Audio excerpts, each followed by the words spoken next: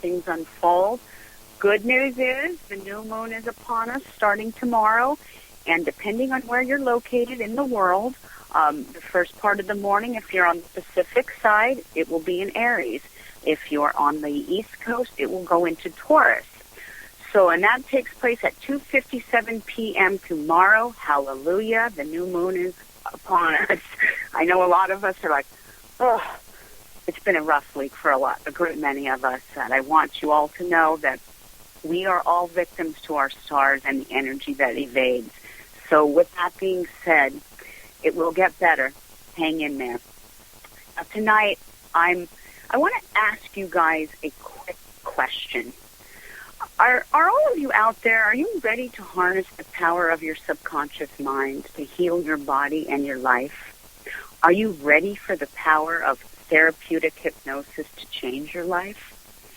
I know I am. I have a great guest in store for you guys tonight.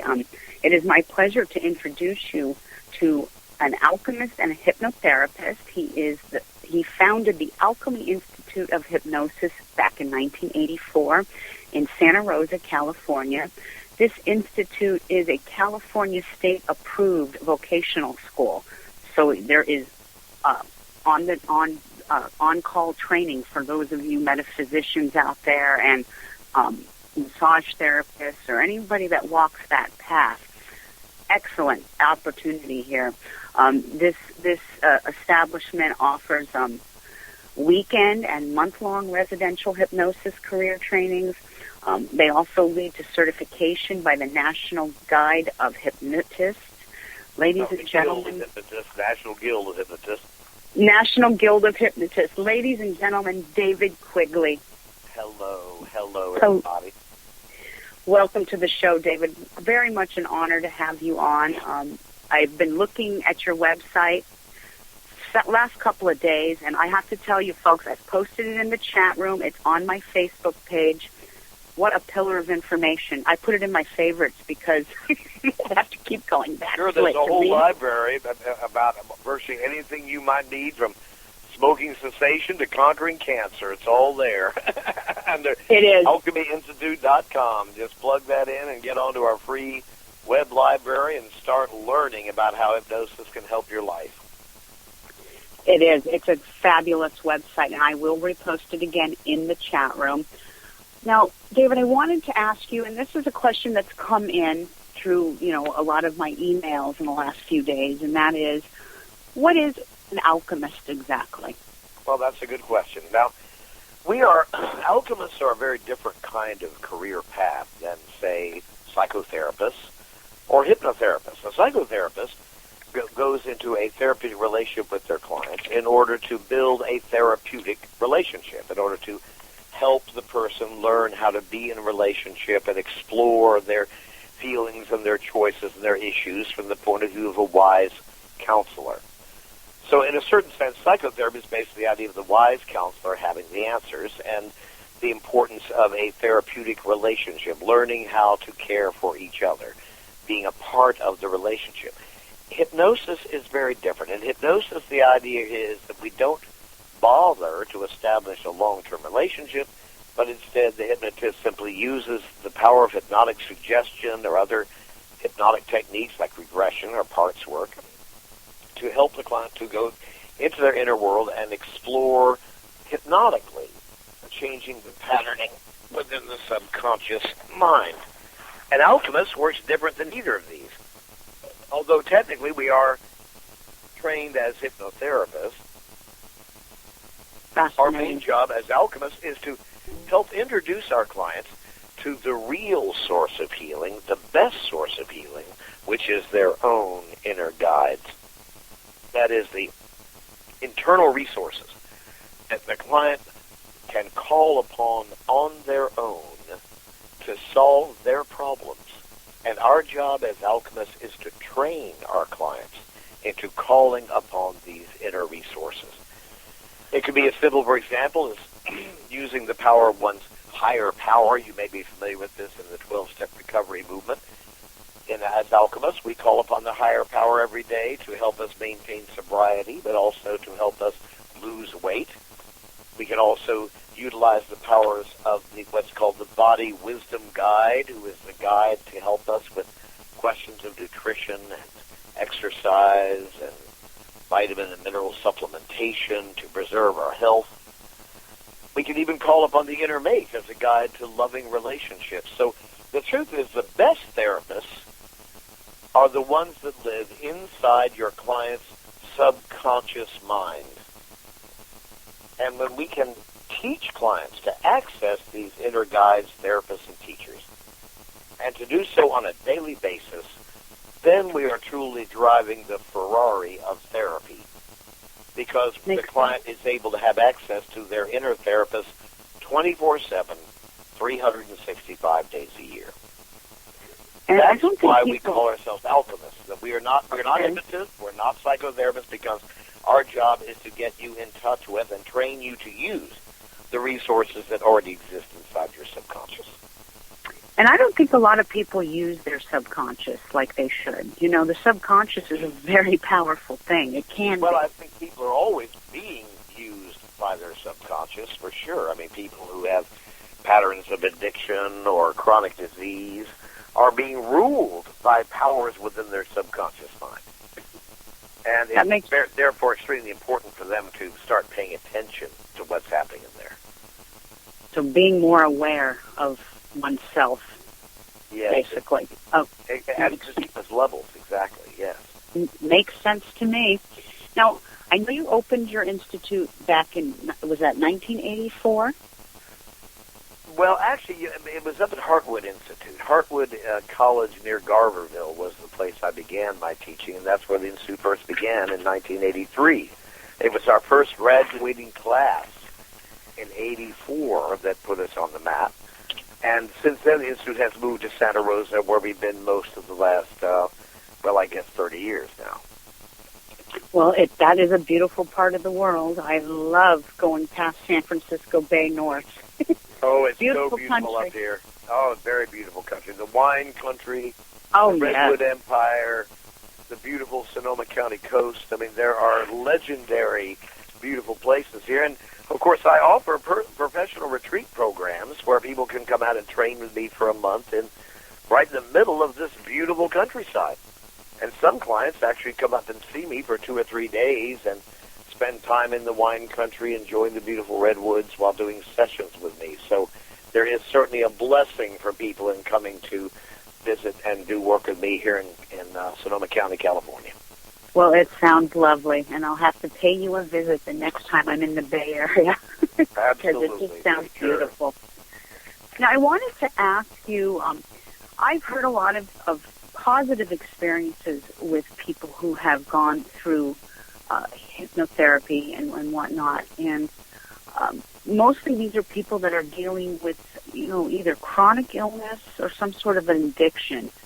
And how can hypnotherapy provide relief and rehabilitation for certain individuals with diseases?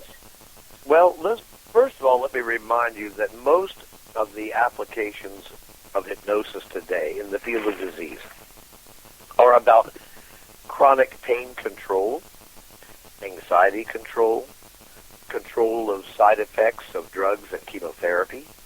So most of the use of hypnosis today are simply about what I would call symptom control. And of course, that's valuable. But my work is very different. My work is about accessing and clearing the underlying cause of physical illness within the subconscious mind as an adjunct to medical treatment. So, in other words, I'm not talking about just pain control, nor am I just talking about addressing what are called psychosomatic illnesses. Clients often say to me, well, David, are you just telling me that this disease is all in my mind? The answer is not at all.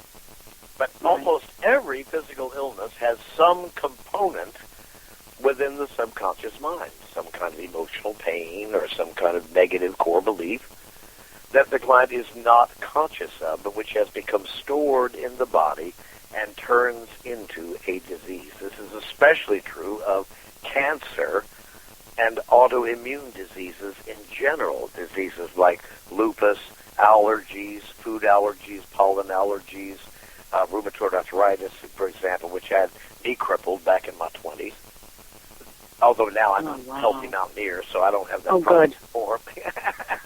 Instead, what people experience as these autoimmune diseases, and cancer, by the way, is an autoimmune disease because the immune system, which is supposed to attack and destroy it, does not do so. All of these are connected to subconscious patterns of beliefs, feelings, and behaviors that are obviously beneath the conscious mind. So, as an adjunct to medical treatment, what I want to do is take my clients in to address and clear these underlying causes. I believe that one of the main reasons why relapse in the field of both autoimmune disease and cancer is so common is because doctors simply, in spite of the fact that they're quite aware there is something called the cancer personality, there is such a thing as the allergic disease personality, but doctors are completely unaware of how to treat it and refuse to even acknowledge its existence in their regular treatment of patients. They may know in the literature that there is a cancer personality, that there are certain personality traits that lend one to develop cancer. They know this is the case, but they're not willing or able to do anything about that. And why is that? Is that because of the strictness of, the FDA or any of that stuff, or? Well, let's just say the pharmaceutical industry would frown upon any approach to cancer that doesn't make them rich. Right. The pharmaceutical industry is the wealthiest industry in the world today. The profits of the pharmaceutical industry exceed those of all other businesses in America and in the world put together. Yep. And a lot of their profits are made from selling exotic chemotherapy drugs to cancer patients at the tune of often $100,000 per drug regimen. They are making plenty of money on cancer. Thank you very much. They have no interest in actually curing it. Oh, well, why would you cure a cash cow, right? That's exactly. Why kill the goose that lays the golden eggs, even if that goose is killing millions of people? So, of course, they're not going to be behind it. So, and another thing, of course, as Leslie DeCron points out in his book, Cancer as a Turning Point. This is a psychiatrist and oncologist who uncovered in many of his patients the underlying cause of their cancer. They looked at it, they laughed about it, they wept about it, they changed their beliefs and attitudes and behaviors, and they were released from the hospital cancer-free. The problem he had with this was he said, I don't know how to get people in touch with these underlying purposes, these underlying causes, these underlying solutions, doing the long and complicated story time of psychiatry. I don't know how to get there, and therefore he said the majority of his patients would wind up dying because he didn't have a precise technology to help them access this underlying cause. But if they stumbled into it, then a cure was almost invariable. With or without medical treatment, the cancer would completely disappear. But the reason that he could not institute this on a regular basis was, number one, it would have been completely opposed by the pharmaceutical industry that funds most medical schools and funds hospitals in this country, but also because he didn't have any idea how to readily and easily get in touch with those underlying causes. Well, that's what I do, and that's why I won the Order of the Braid from the National Guild of Hypnotists, is because I have developed precise protocols to access and clear the underlying cause of any chronic disease.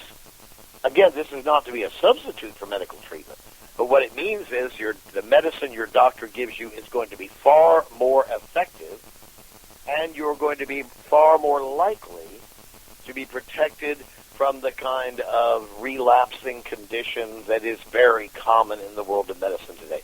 Well, we can put you in remission. They don't even talk about cancer cures anymore because nobody gets cured, but maybe you can be in remission for a while, and the reason is because doctors don't have any idea how to take you back to clear the underlying cause that would, of course, prevent the disease from recurring. Now, there's many ways that I can